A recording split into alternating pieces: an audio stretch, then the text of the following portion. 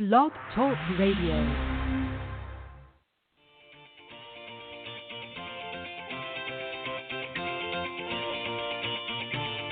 Good morning, everyone. Welcome to the Women of Golf Show. I'm Ted Odorico, and joining me is LPGA professional Cindy Miller, and we are your hosts. We're broadcasting live every Tuesday morning from 9 to 10 a.m. Eastern here on the blogtalkradio.com network, bringing you some of the best golfers, teaching professionals, and entrepreneurs helping to elevate women's golf. We're so glad you decided to join us this morning, so grab your coffee and let's get started.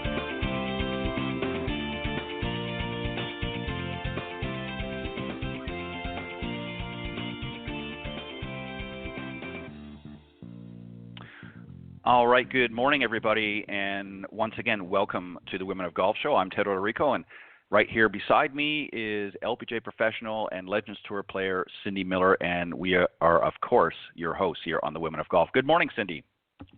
Good morning, Ted. What up? What exactly? What up? Another Tuesday in lockdown. Let me stand corrected. Cindy's actually technically not right beside me. I don't know why I say that. You're up. When I'm here, actually I'm in Alabama. I'm hunkered down with my girl Carol. We decided that we were going to do the self-quarantine together because I live about an hour and a half away in Florida, and she lives up here in Alabama. So rather than being on our own, we decided to, pool our resources and spend the time together. So it's been a lot of fun. We haven't killed one another yet, so I guess we're okay. But anyways, we got a great show this morning, Cindy. We're going to do the No BS Zone here in just a moment. And then a little bit later on, we're going to be joined by our very special guest, Sheldon Sonnenberg, who is a consultant in the health and fitness industry. We're going to get some great tips on how to feel better, both inside and out. We'll talk a little bit about that. And then, Cindy, you and I know, are very, very excited. Next week, we're going to have a couple of great guests. We are going to have VP from Encore Golf, Steve Colton, and then we're also going to be joined by a very, very special guest, the Black Knight himself, Mr. Gary Player, is going to be on the Women of Golf next Tuesday. So for those of you tuning into the broadcast today, you want to make sure you come back next week because Gary and Steve are going to do a great show. And we're dedicating the whole hour. No BS next week, Cindy. We're going to get it straight from two seasoned veterans of the game. And I'm just really, really excited, as I know you are, to have Gary on the show and of course, Steve. All right, we're going to start off this week. We are going to be in, you and I are going to be in the No BS Zone this week. And we're going to talk about 5 ways, Cindy, to get your kids into golf. A lot of people are kind of, a lot of parents out there want to get their kids, doing different activities. And obviously, we want to encourage them to at least consider golf as one of the extracurricular activities. So, golf, as you and I know, is a game of flair and patience and with subtle elements of competitiveness. And, we know how to get kids in golf is something that they can do every day if they choose or not. And for a lot of parents, we know that the thought of getting their children out of the house during school holidays and even on weekends can be a chore. And they don't want their kids to be lazy through that off time. So getting the kids out of the house is one thing, but playing a sport that they know nothing about is another. And the idea of golf may sound like a nightmare waiting to happen, but it doesn't have to be that way. So there's a lot of great programs out there, and we're going to talk about things. And I think one of the topics that I think you have to make sure, especially when you're working with young kids, Cindy, and that is to make a short game. In other words, the last thing you want to be doing is dragging them out for 18 holes the first time you take them out there. So you want to make it interesting. And if you're not a member of a course or you don't happen to have a golf course near you, there might be a mini putt or something, but you want to find some way of allowing them to have fun, but at the same time, you don't want to get into a 5-hour marathon. So what are your thoughts here, Cindy? What's a great way that you found to help parents get kids into golf, especially at an early age? Well, I would definitely take them to the golf course with you.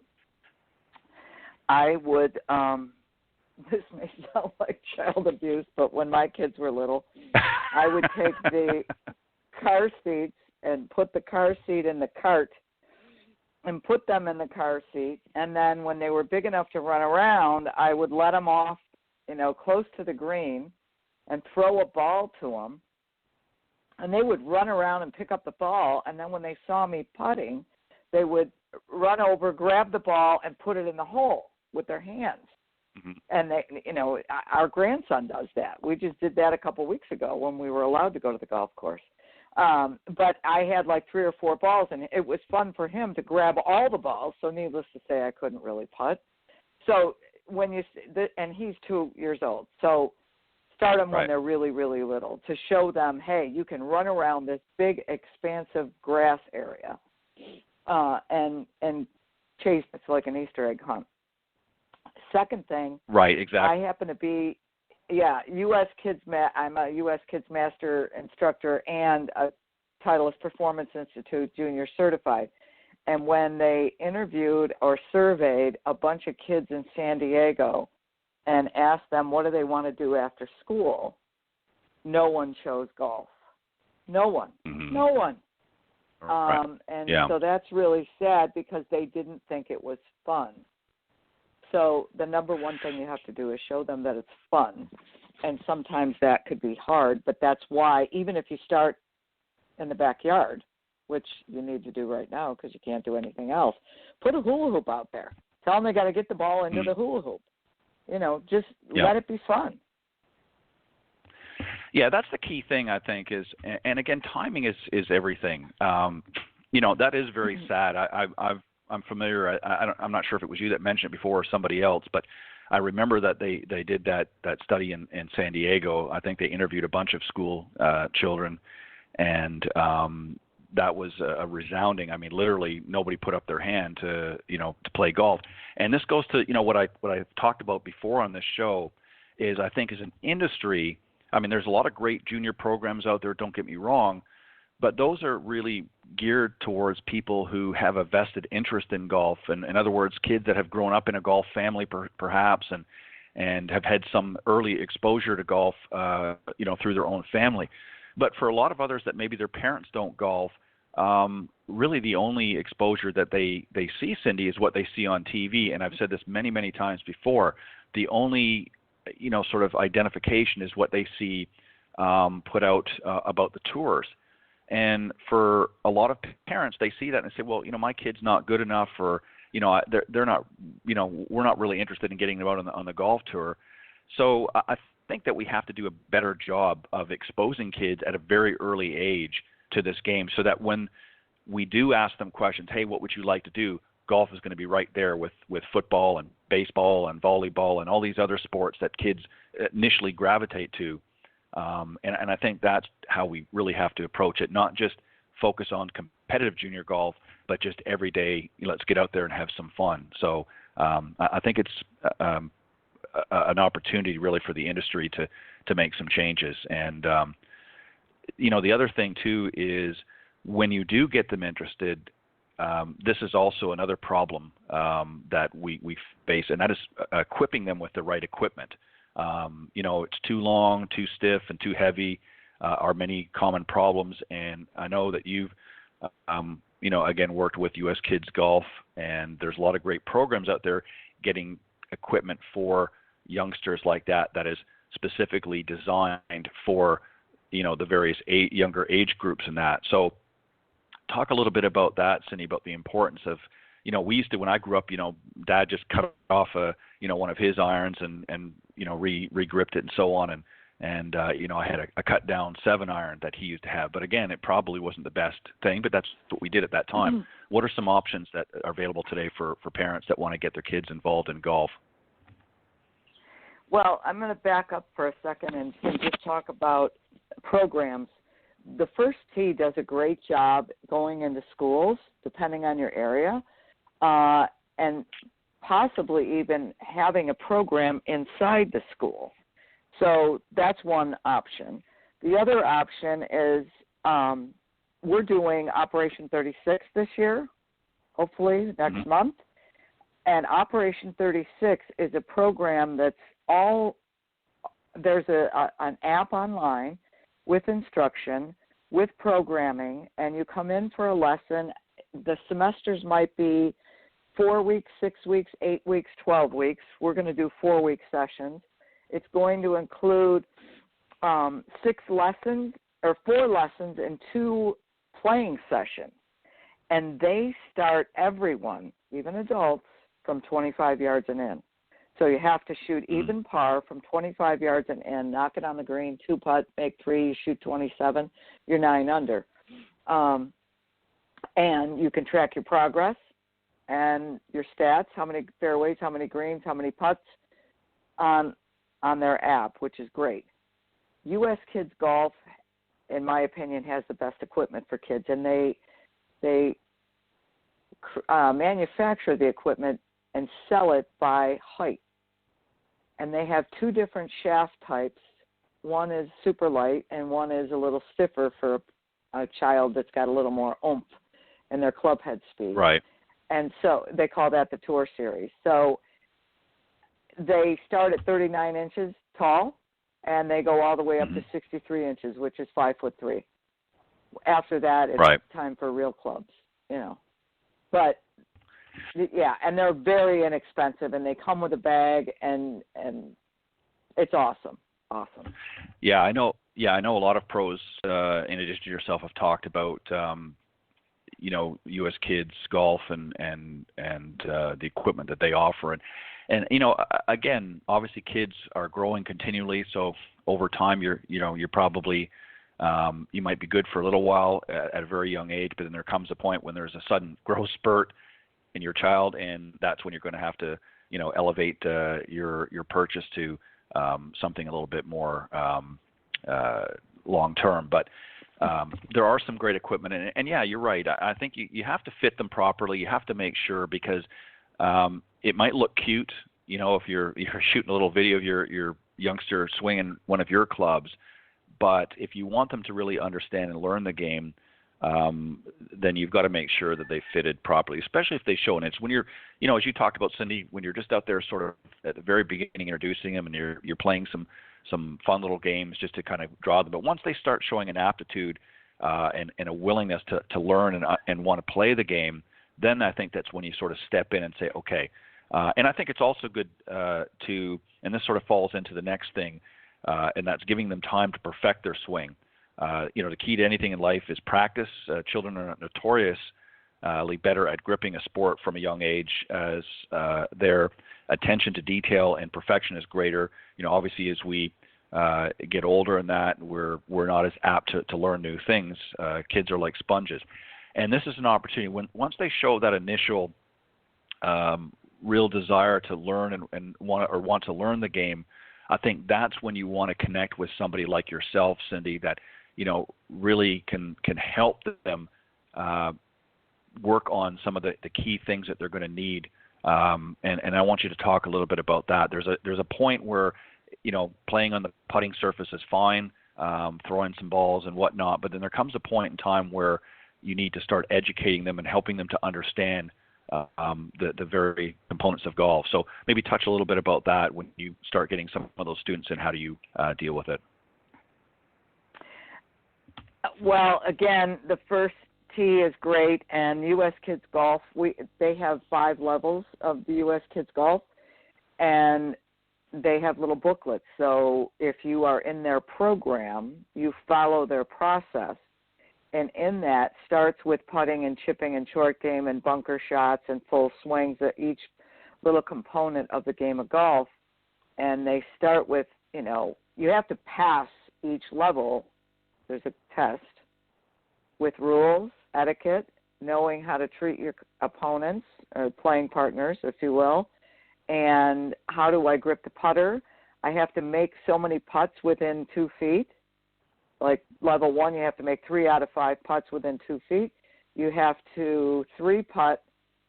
I think you have to 2-putt within 10 feet, and then you have to 3-putt within 20 feet. So there's something for them to work towards rather than just slamming balls and running around like crazy people, which is great, because then the parents can also work with them at home on achieving these goals, if you will. So the U.S. Kids Golf Program is great, as is Operation 36. So it really teaches them all the components of playing, rules, etiquette, how to treat your playing partners, the clubs, the equipment, all that's in these booklets, and then skills challenges to pass to be able to get to the next level. And then there's pins, and you put the pins on the hat, and there's award ceremonies, and it's great. It's kind of like karate. Right, exactly. And listen, I've seen some youngsters out in the golf course, and it looks like karate sometimes when they start swinging those clubs. But you're exactly right, and I think that's great because one of the problems is you don't want to make it too complicated. When you're first interested. I mean, golf can be difficult enough, as we all know, but kids want it to be. And again, this sort of rolls into our next point: is you've got to keep it fun, and more importantly, this is paramount. You've got to keep the criticism low. As serious, Cindy, and as prestigious as golf can be to an adult, to a child, it's just another sport for them to grasp. So remember, your child doesn't want it to be complicated. Otherwise, they will lose interest very, very quickly, and then it's even more difficult to get them back in once that spark is gone. So even if your child hits an okay shot, shout back at them, especially early on, that hey, that was a great shot or a great swing, to sort of encourage them to want to continue on. And the more you play as a parent with your children, the more honest you can be with their play. So remember, they want you to be, and they want you to be the fun parents rather than a teacher. So, unless Cindy, they've got a gift and they're going to be the next Annika or Tiger or somebody of that, then you've got to really ease off the criticism. And that's something you've talked about many times on the show, where parents sometimes get too involved and become too critical, and then suddenly you can just see, as a teacher, you can see that student no longer has that desire and drive. Maybe you can touch on a few points there. In my opinion, the parent should probably never be the teacher, unless the parent, Alan taught our son Jamie. We have 3 beautiful children, but only one of them really liked golf, and Alan was the teacher. And I just have to make a side note here. Alan's father was the criticizer and very critical of Alan. So Alan and I are very non-critical of people. We will try to give you feedback in such a way that, you feel like we're trying to help you. We're not trying to beat you up. And it's funny because we've got a young girl that we're trying to help who wants to play on the tour. And Jamie has a friend who's probably going to try to play on the tour. And Jamie was texting with his dad the other night, and he said, I don't understand why these kids, Jamie's 34, why these kids don't ask more questions and watch other people. Do they ever ask you questions of how to fix themselves when they're in a slump? And Alan said, you are the only one that ever asked me what it took to get where I went. Out of all the thousands of people that we've taught over these years, you are the only one that asked me what it took. Now, I don't know if that was the burn inside Jamie. They all, and it's funny because Jamie was hitting balls with one of the girls yesterday at her house. They have a net in the basement, kind of like a mini range type of thing. And he said, she started to pout about her driver. And he says, look at me. And Jamie can be such a creep. He said, you need to learn to stop whining. He says, how many years have you been taking lessons from my father? Do you not know how to fix this? Why don't you figure it out yourself? Stop whining. And so he called me and he goes, oh, my God, I can't believe she does that. But again, if you give them a silver spoon and you help them all the time, are they going to learn how to be resilient, right? Right. And resourceful and fix themselves? So that's one side of it. The other side of it is you gotta, don't criticize. Nobody's trying to miss it on purpose. Nobody. I've never met anyone that says, "Oh, watch this, I want to shank it out of bounds." That's not happening. So if that's the case and no one's trying to miss it on purpose, help them become a problem solver. You know what I mean? Help them say, okay, I have students that look at me and they go, "Oh my God, what was that?" I go, "Well, let's think about it. Where'd the ball go?" So you have to help them become a problem solver, because it will only help them in their life.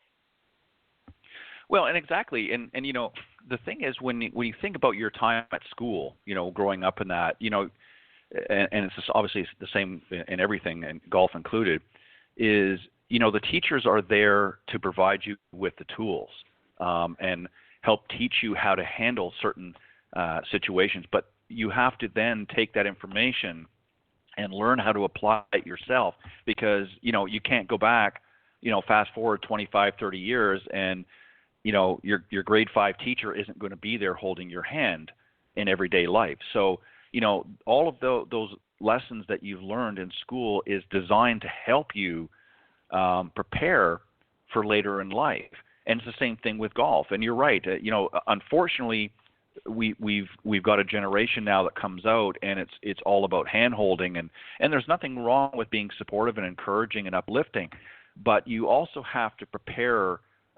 In the case of golf, you've got to prepare your students. I mean, how many times, Cindy, have we heard these young ladies on the Symetra Tour when we've interviewed the winners, and they'll all come in, and they have very good self-talk, and when there's moments of defeat or anxiety, they've learned over time to be able to talk themselves out of it. Yeah, they get into a little slump here and there, but overall they learn how to get out of that slump, and they realize that it is just a game, and they know that they have the skills and the aptitude to be able to get out there and compete at a high level.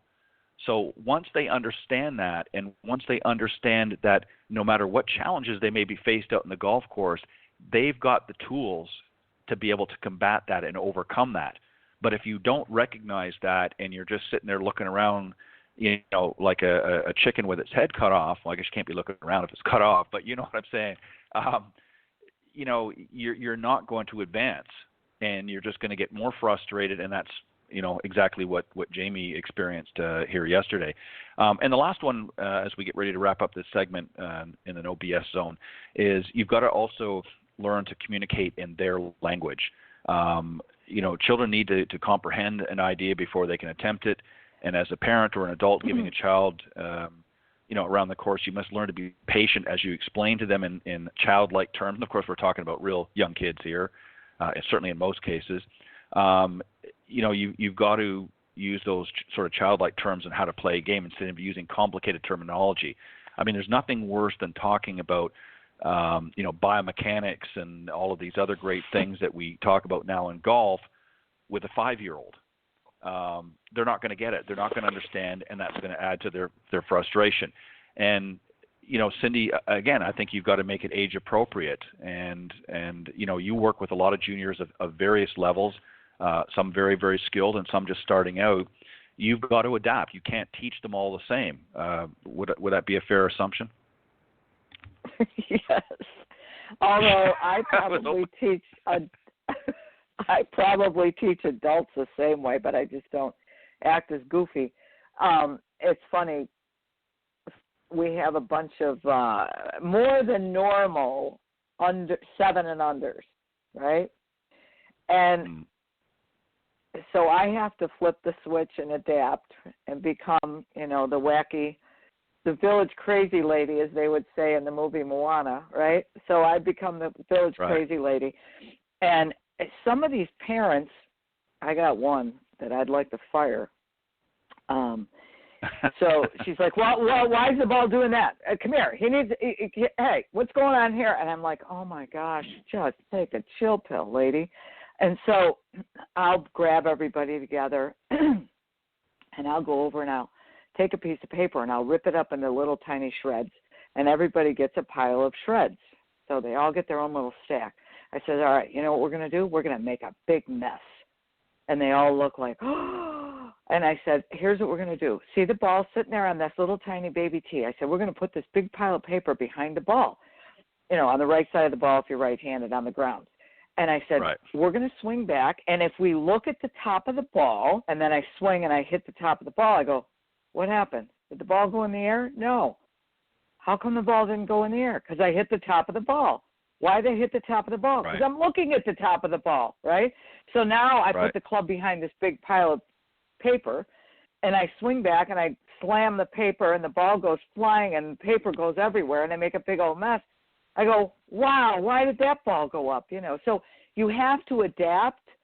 And then the parents learn the lesson by, okay, I shouldn't tell them to look at the top of the ball. So I don't have to say, don't tell them to look at the top of the ball. I'm like, just watch this, right? And then they get it, so then the kids all grab all the little piece of paper, and then they put it behind the ball, and then their whole lesson is you got to scoop the paper up. So you have to adapt your behavior and your teaching to the age, yes, be age appropriate, but also you have to make it be fun and maybe do some things that are out of the box to teach them the lesson. And then, when I say, well, why doesn't the ball go up? Because you didn't brush the grass. You didn't get the paper. So instead of saying, keep your head down, look at the ball, keep your eye on the ball, it's like, shut up. Nobody wants to be yelled at.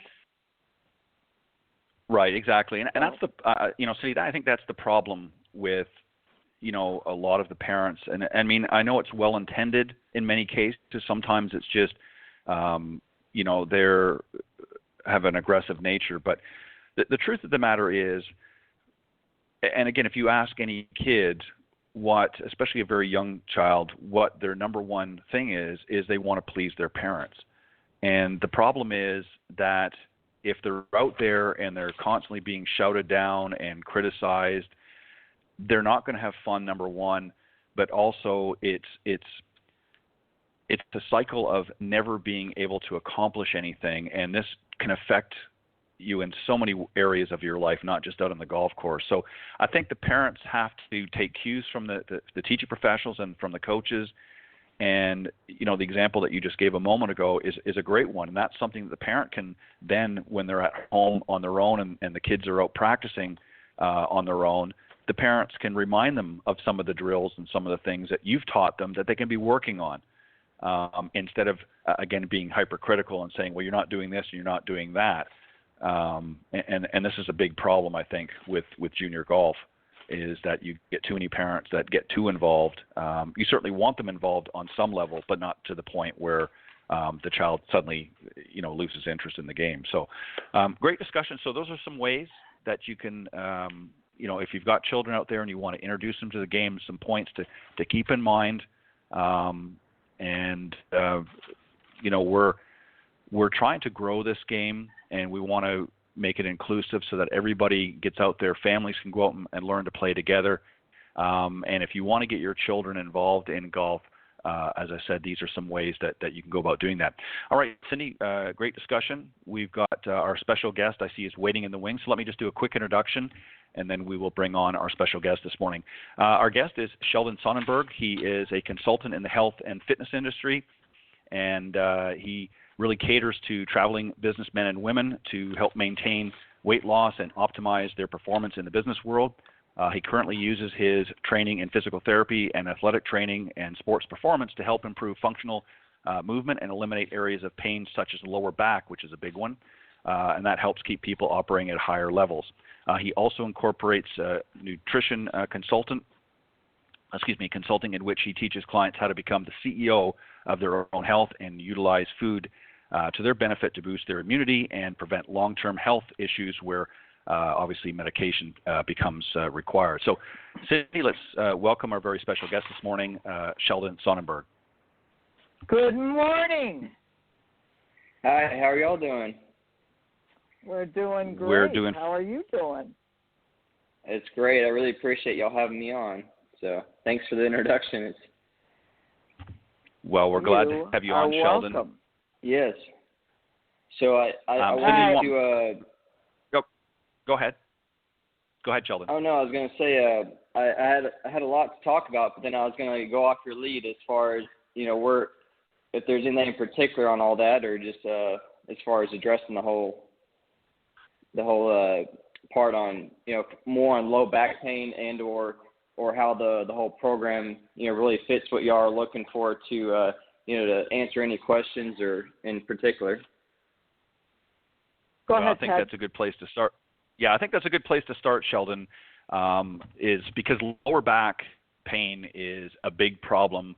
As a general rule, that's where a lot of people, barring any injuries, tend to start developing, especially in this environment, Sheldon, with so many people working behind a desk. They're sitting for long periods of time, and lower back issues come in. And then when they get out and, play something like golf. So give us maybe an example of some things that are causing lower back. Everyone does, on a daily basis. Give us some examples of things that are causing this lower back pain. For sure. So a lot of it kind of stemmed back from just my own personal experience. I never had like severe back pain, but I would have a couple occurrences where I myself, been doing physical therapy for almost 13 years now. And so there'd be instances where, maybe working out and something would happen. I remember one specific incident probably about a year and a half ago. And, we all kind of know the basics of how to go out and treat it, but where basically, I was going to a work conference, and I just, I think it had to do something with the workout, but just the whole week was pretty miserable. And so kind of coming in and just realizing, okay, I've got to really figure this out. Because most people, honestly, I think it's one of those that you really, there's a lot of different, and probably one of the reasons why it is one of the hardest ones to treat for a lot of people out there, or why it's a recurrent issue. But with low back pain, it's you can really narrow it down to, and I call it and this is where I learned this, was at this conference, and it's actually not for the conference wasn't for rehab, it was for another company, but the guy said, if you can find that one big domino that knocks down everything else, you can really address a lot of issues. And I really started thinking about that with myself, and then also what everyone else's experiences when they have low back pain. But for me, it really, when I looked at it in as far as treatment and my approach, and just taking this from different mentors too, I thought, for me, the one thing that I could say that really related the most was hand dominance. And, as simple as that sounds, most people are going throughout the same patterns, especially golfers. You're going through the rotational components, constantly going, and then you add in your hand dominance.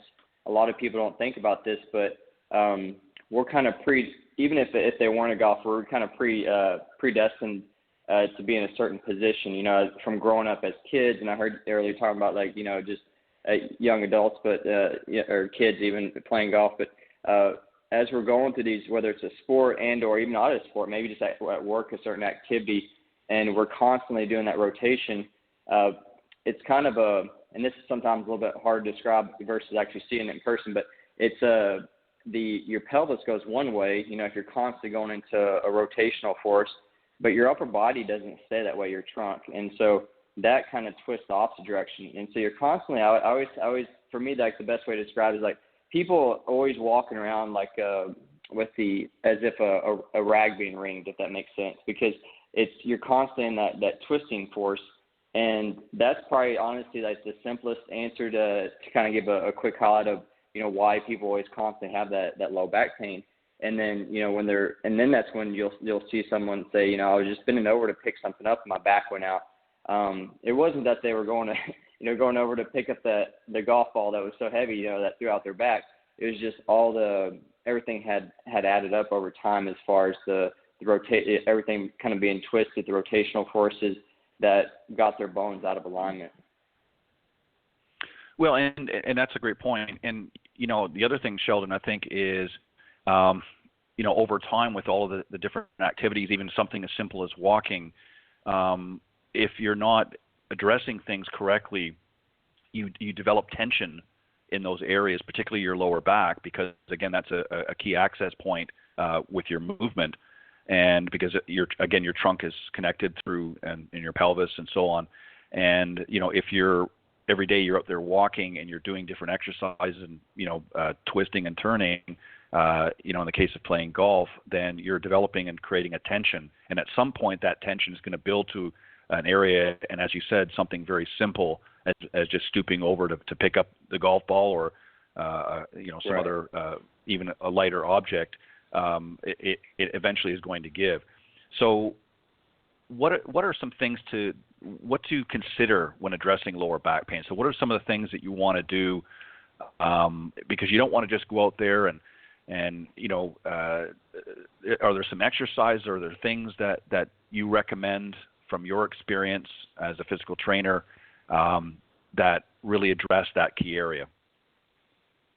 Yes, good question. So the basic, like for me, it's because most people honestly can kind of go out there and start playing and get away with it, because as you're actually, when we, from the therapy world, or when you're trying to get decreased tone or tightness, rotation and weight bearing are two of the main ways to release tension. And so as you're warming up, maybe you're going through swings, or even just playing and moving in and out of the cart, or walking around on the golf course, or whatnot, the body tends to loosen itself up that way. But as far as exercises go, and that's again kind of leading back to everyone being in that pre-positioned of, I'm going to backtrack just a little bit so it maybe puts it in more perspective and framework. But if you think it's just a game of forces. So if you think of, like, for example, someone's house, if the foundation is leaning a little bit, well, the house is leaning.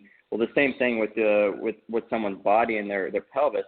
The big bones control the small bones. So your pelvic floor, the pelvis, and then you have your spine going up. If your pelvis is tilted, well, what happens with your spine and all the rotational forces going there?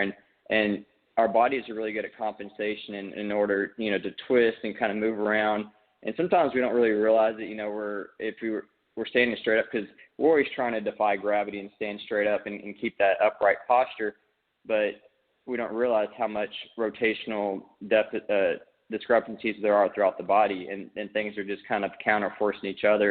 It's kind of like a tug of war. But so right then, leading into that, I'll usually have people go through some of them are pretty simple, but they're just a mixture, because I think what ends up happening is a lot of people get used to going through the same plane of motion. And let's just take, for example, the good thing about golf, though, is there are a couple, so you got 3 planes of motion. Your sagittal, like a front to back. So let's just say you're walking forward, or you step backwards in that plane of motion. The frontal plane, the side to side, and then your rotational. So with golf, you get a little bit of mixture of all 3 of those planes, but a lot of times that's not enough to go in there and break up that tension around the pelvis or low back. So that's where the exercise, the key comes in, is giving someone a set of exercises, and it could be, basically laying on the back, going through what I call windshield wipers, bringing the knees side to side, maybe they're pulling their knee to their chest, pulling the knee over, going through, it's kind of breaking up that tension around that pelvis, so that once we can release the tension that's happened over the years, then we can allow that pelvis to relax in a more neutral position. Then you don't have all those forces to the low back. And so that's the key to it, is it's almost a little bit of a game of really opening the hips and getting that rotation. What you'll see in a lot of golfers too, for example, depending on hand dominance, is because of the hand, always facing the same direction too, you tend to, and I'm using myself for example too, but you're constantly going through the same motion. So if our pelvis is always shifted in that position, it offsets the femur, your leg bones, and so there's limited motion in the hips. So that's really where I think that the key is. You got to start is helping someone regain that hip mobility, because if it's always going in one direction, the legs and that capsule where that femur attaches to the pelvis gets kind of stuck. And so right and left leg is a little bit different when you start measuring their range of motion. So just kind of keep it simple. It's start working on hip mobility, but then also we start working on exercises that hit all planes of motion, from front to back, side to side, and then also rotation. So Very let me good, ask well you a said. question. So basically you have to unlock yourself, and one of the exercises you could do is to lay on the floor, put your knees up and your feet on the ground, and do windshield wipers with your knees together. That's one thing that you can do to loosen you up? Correct. So, for example, and I can get these exercises to you, so y'all can get them to your listeners. If help simplify. I know it's sometimes hard to describe over the phone, but yes, laying on the back with the knees bent and just slowly going side to side. So part of this too is you're looking at a couple things. Is just taking it full picture and saying, okay, I know my pelvis is shifted, and usually, so for example, if someone's right-handed, it's shifted down to the left because we're always reaching out with our right hand, so that pelvis shifts down to the left. Well, our upper body doesn't stay shifted to the left with it because then we'd be walking kind of sideways. Our upper body twists up to the right. And so we get that counter force where your top of your body twists right, your bottom part of the body shifts left. And so we're kind of like in that twisted rag example. So for me to say, okay, let's go in there and then try to start releasing tension around that pelvis, then it's like looking at all the different because that's what becomes more like the kind of the full approach is saying, there's a lot of, and I tell people it's just like you got to clear the body, meaning go in there and try to clear all different avenues because there's a lot of muscles, tendons, ligaments, stuff that basically attaches around the pelvis. And so then you start playing the game of the nervous system too because that rotation helps relax the nervous system to more or less just, as if you're stretching. Sometimes as you stretch, you feel relaxed. Same thing. As you're going through these rotational exercises, it allows your nervous system to kind of decompress. Then you can go through the motions smoother. So there's a little bit more in-depth thought process on, why these exercises are put into play. But yes, you're playing a game with the nervous system, the muscles, tendons, ligaments, the joints, the whole capsule there. So laying on the back, you're going through your windshield wipers, slowly knees side to side. And then another one, so that hits the rotational. Another simple one is just knee to chest, as basic as it sounds. Your whole goal is trying to get that femur, we're trying to open up the hips. And so once we get all your left and right side, we're trying to complement each other, meaning as much as possible. It may never be perfect, but after being in that rotational, I use right-handed, for example, because it tends to be more common, but let's just say, someone's pelvis, they're right-handed, and it shifted down to the left. Well, your right leg and your left leg get a shift with it, meaning they line up different, and the femur lines up different into the pelvis. And so we have to clear both sides, we have to, work on both sides. And sometimes I learned a few of these strategies too through different yoga instructors too over the years because they work a lot of, both sides as far as trying to open up the joints and get everything moving. But so yes, you have your windshield wipers for the rotational. They have your knee to chest, and then there's another one where you can do where you pull the one leg up where it's 90 degrees and you pull it over to your side, and so that kind of gets more of that side plane motion. So they're actually really simple. Like once you learn this, someone can knock this. I do them every morning, and this was where I went back to that one conference and. After I had that low back pain and I was like, it was pretty miserable for that whole week. And I was like, I knew the basics of everything of what to do that had worked, but there was still one missing key. And then once I realized a couple things, honestly, like there's 3 simple exercises someone could do literally within less than a minute a day if they wanted to do a couple of reps, less than 5 minutes a day. And I haven't had any issues with, and my routine has never changed as far as workouts or, stuff like that. So it's worked. And that's what's really neat about this that's why I kind of came up with the unlocked part because what you're doing, your whole body head to toe is works together. And so when there's one part of your body that stops moving or is not working, somewhere else in your body has to pick up that slack. And so once you understand this simple concept, and really physical therapy, working out, training, golf is just a game of horses. Once you understand that, you're playing the game of gravity. You got the gravity pushing down from up top, from up above. You have the counter force of the ground or our body weight, stuff like that. So you got this, it's like you have gravity from up top, the forces from the ground pushing up. We're kind of being compressed. So if we don't go in there and do some of these simple exercises, stuff to open up the body, then things start getting compressed, and that's where the pain starts coming in over time.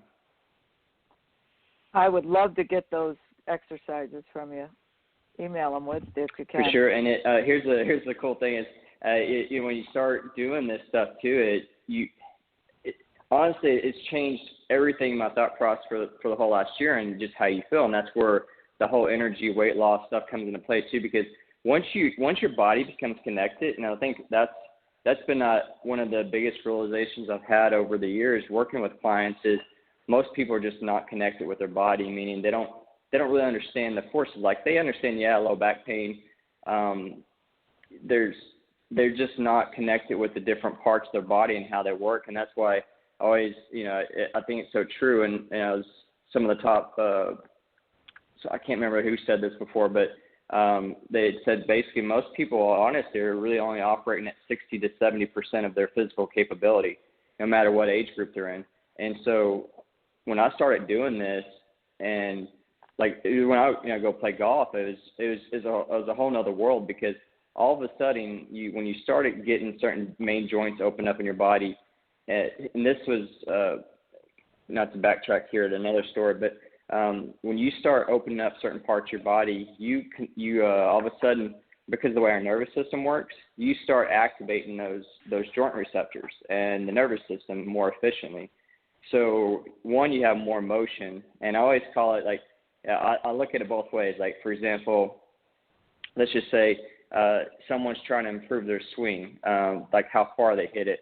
Well, a lot of times, and I don't want to say this in a bad way, but then it's the club. I need to go buy a different club or a different shaft or whatever it is, or a different brand. And it's not really the club. It's because they're lacking mobility in their hips or their thoracic. And so part of the program too is and I realized this a few years ago, actually. But all this stuff started lining up over the years, and all of a sudden it just clicked. But I couldn't figure out pretty much everyone that came into my clinic that had low back pain, that suffered for years, also had a very stiff rib cage, where it's not supposed to be like a spring, where you have it should be a little bit like a spring, where as you breathe, your ribs open up, externally rotate, and then they internally rotate. So you don't need this huge compression, but they were just stiff as a board.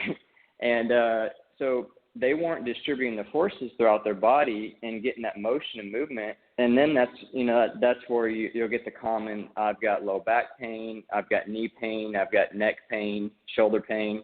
Because when you lose mobility in your hips and you lose mobility in your thoracic, your rib cage, and you can't distribute the main forces throughout the body, that's just the tendency is to start hitting on the knees, the back, the shoulder, the neck. Well, why is that a hard one to treat? Because most people don't treat it from a hand dominant standpoint and understand that the relationship is bilateral, both sides throughout the body. And so then once you understand certain concepts and go through and can break it up, then it's easy all of a sudden. And it's just like you're basically giving someone a new life, because all of a sudden they have new range of motion. They can act. Those joints can now move as like they're supposed to into the full range of motion, because your bones lined up the framework. All of a sudden, it's like taking that light socket, plugging it back into the wall, light enough you get that electricity. It's the same concept. The bones, whenever they connect on your joints, there's receptors, and once they're touching, that's what activates the nervous system, and it feeds to the brain.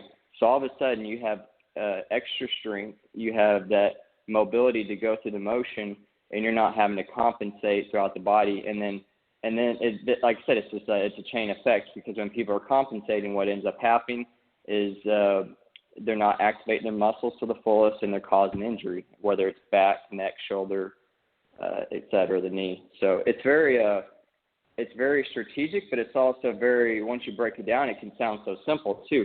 And it's just like one thing kind of leads after another, but it's it made a lot of sense after a while. They start putting all these pieces together. Ted, go ahead. Very, very cool. One quick question, and then I want to move on to nutrition, as we're getting close to our time. But one of the things, Sheldon, that we see in golf is, we have sort of two different types. We've got our right-handed golfers, and then we've got our left-handed golfers, like a Phil Mickelson. If you're a right-handed golfer, let's say, or either one, but let's say predominantly most people are right-handed, if you're swinging right-handed all the time, does that also add to, because you're not utilizing, I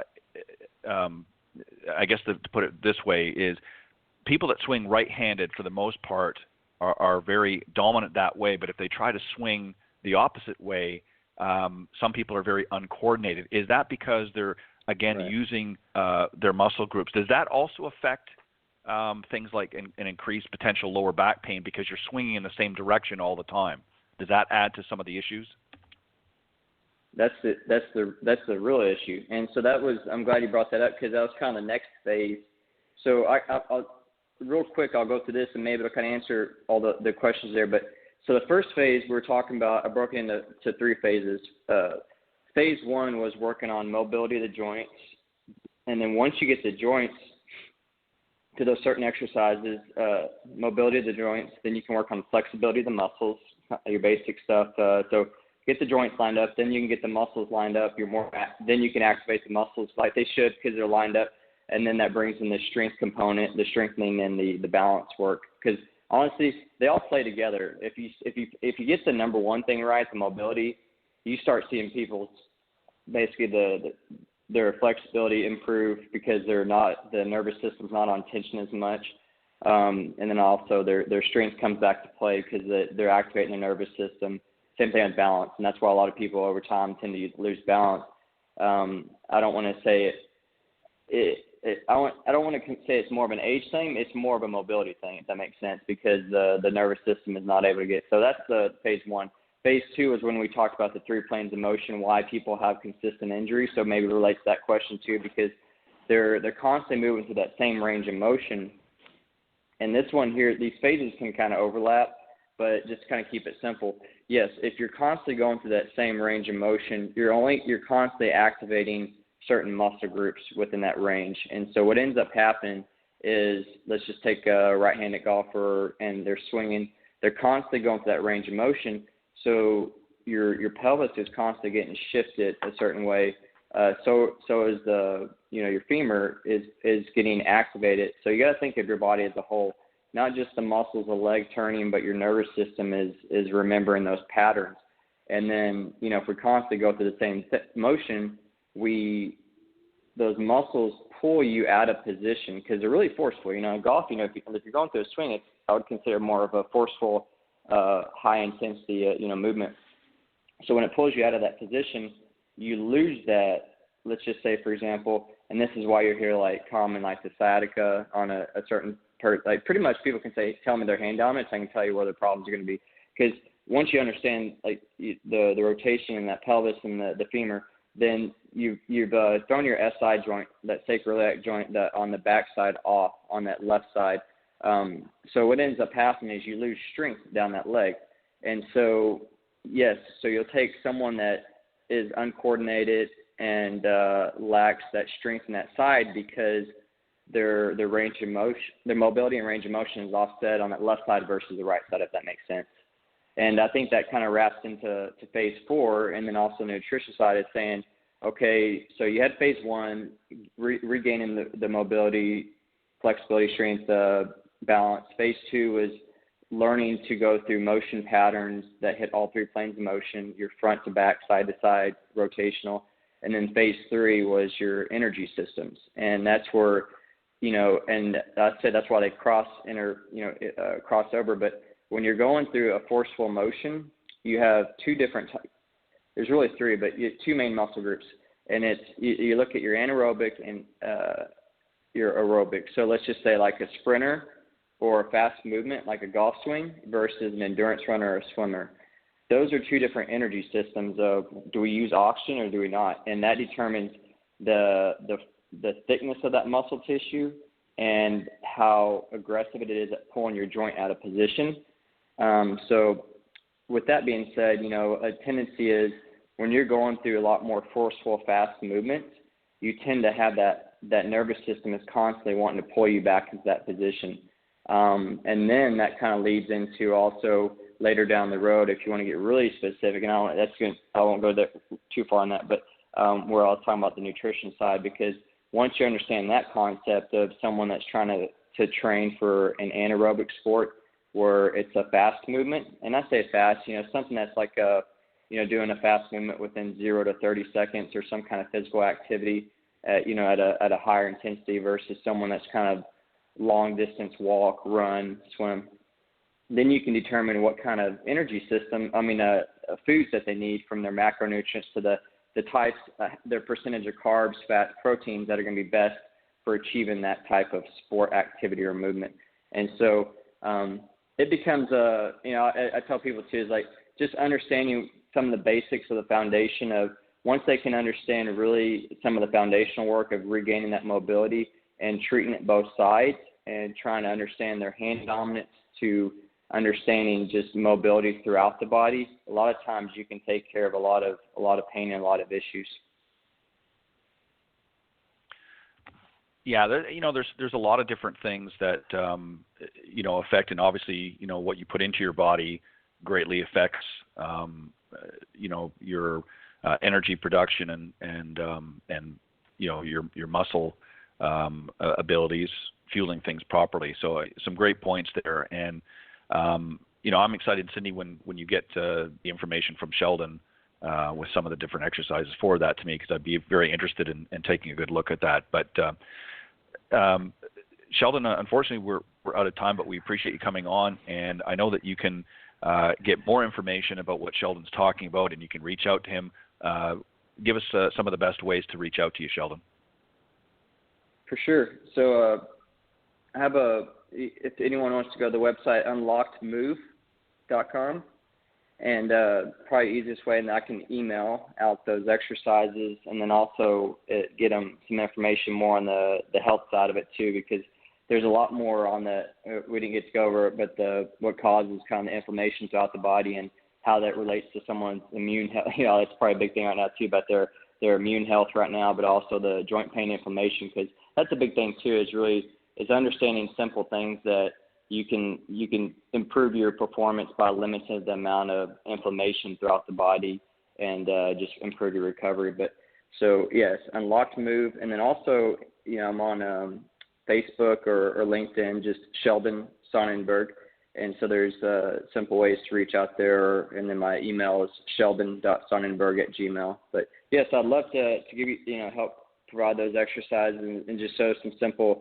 concepts and just understanding of, a lot of times it sounds very complicated, especially, if someone's not in the profession and understanding some of these kind of the more in-depth stuff.